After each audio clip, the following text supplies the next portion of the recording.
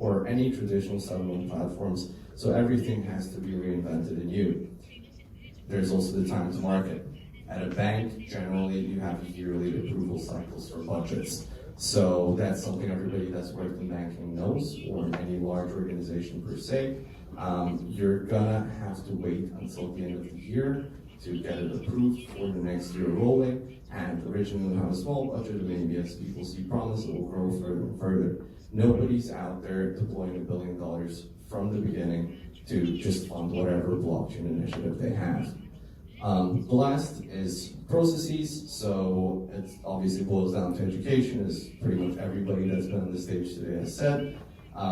Processes and the operational know-how is not something you can invent overnight. This is something that is built years and maybe decades on end.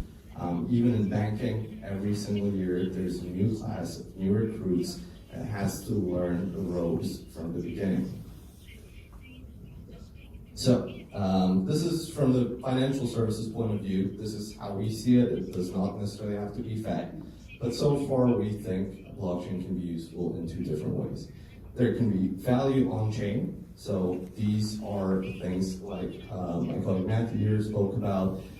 This is creating value on the actual blockchain, be it tokens, be it tokenized securities or security tokens, whatever you may call them, or just, as Ivo Salter over here mentioned, tokenizing existing fiat currencies such as the Swiss franc, or the Korean won, or the renminbi in China, as has recently been in the news.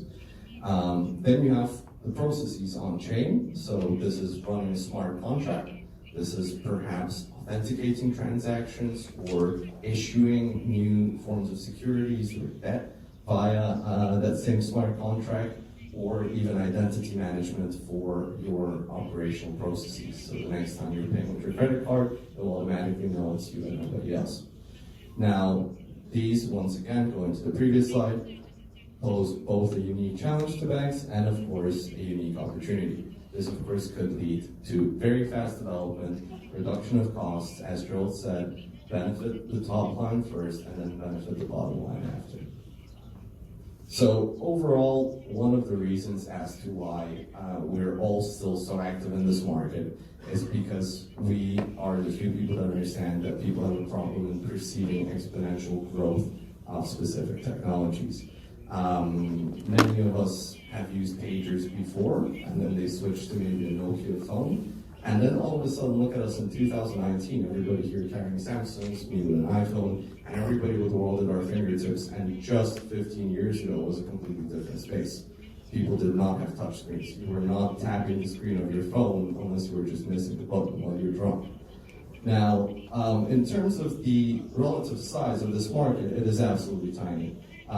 This is a specific slide that we have geared towards the Hong Kong audience where I operate, and I just run a few comparisons to securities and different investments that they're used to. So look at the size of Bitcoin itself compared to Alibaba, compared to the SAC or the SEHK, or the Chinese bond market, or the total global equity market. It is infinitesimally small. Nobody cares about it. That's why nobody in banking is really touching it.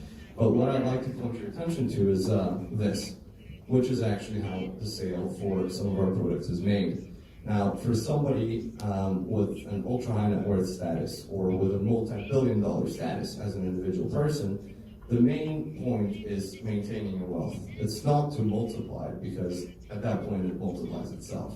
So what happens here is that the correlation to all other traditional assets or traditionally accessible assets is so low that it just makes sense from a pure portfolio perspective to have a part of your wealth in that. And now this is thinking as a single person. This is thinking as a single multi-billionaire, multi-millionaire, whatever may have you. Now, if you're a government, or if you're a large corporation that then has to pay people when they retire, or has to pay people years on end, you should probably take a look at this. Because a lot of corporations, a lot of governments were hurt in 2008 when everybody was sitting with American-issued securities and everybody simultaneously lost trillions in value purely because of an explosion of one specific market.